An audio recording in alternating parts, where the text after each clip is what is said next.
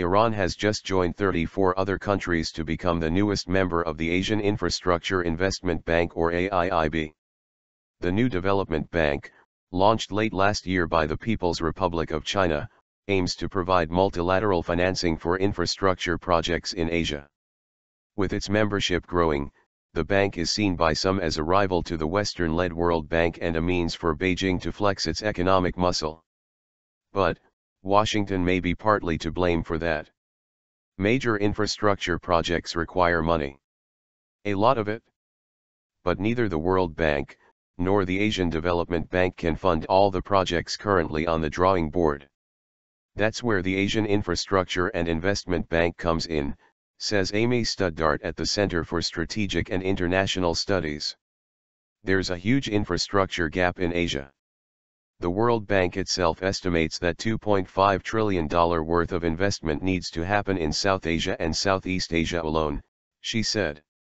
Others says the failure of U.S. lawmakers to approve reforms to the IMF and World Bank that would have given emerging economies a stronger voice, may have inadvertently given Beijing the opening it needed. And until these reforms are in place, the United States runs the risk of seeing its preeminent role in these institutions eroded, especially as others are establishing new and parallel institutions, said U.S. Treasury Secretary Jack Lew.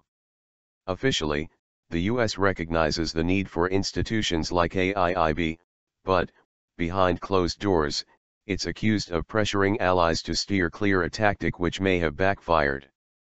So far, 35 countries have joined, including Britain, France, and Germany. And why not? Says former Goldman Sachs asset manager Jim O'Neill. It can only be good for the world economy. And the only surprise to me in this debate is why others don't think it's a good idea, he said. I think it makes the US look a little bit insular, to be honest. But there may be reason to tread carefully.